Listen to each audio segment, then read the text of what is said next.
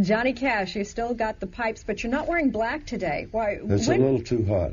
Yeah? You don't wear black year-round all the time? And On stage, I do. Always. I kind of got locked into that, and I don't feel right in anything else on stage, but I wear white in the summertime usually, or my tan jacket. Well, I was admiring your tan jacket when you told me a story about it that I found momentarily hard to believe, and you sewed those patches on yourself.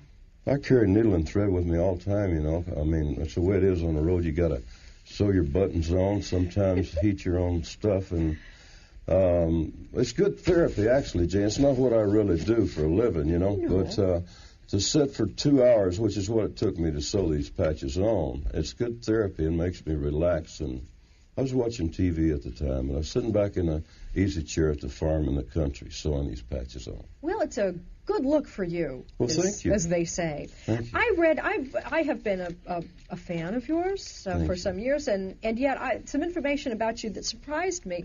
You have had 48 singles on the pop charts. You've had 26 albums on the pop charts. That's not country charts.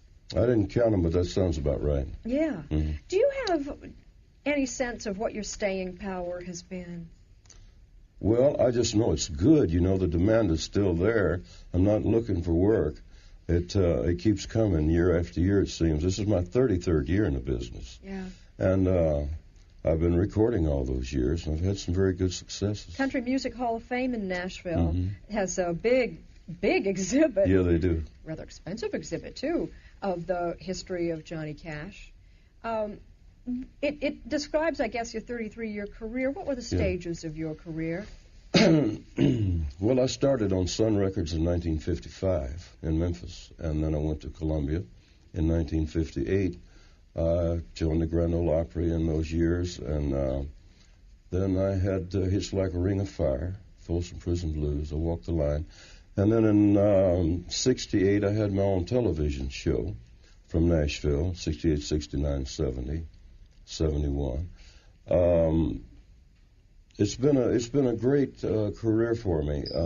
I've had some big selling records, A Boy Named Sue, and things like that have been really good for me. And I still do them in concert. I still enjoy what I do. You ask me what my peaks are. I feel like that's right now.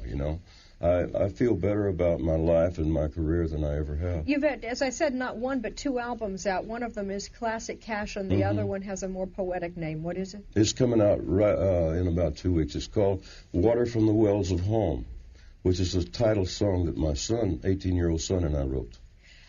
What kind of roots in country do your children have? I mean, yours are authentic, but they were the offspring of a very successful man. I think probably their only country roots are they've just heard the songs. Yeah. They've heard them from me, from their mother, June, who's a second-generation Carter family singer.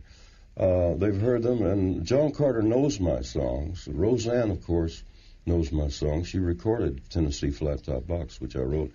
And they know my songs. They sing them occasionally, but they're really into their own thing. Like John Carter's more into rock and roll. You made me want to ask you something. It's a little out of left field, but you started in Memphis in 1955, and I'm thinking of Elvis Presley, 11 years after his death. What do you think of the Elvis is alive phenomenon?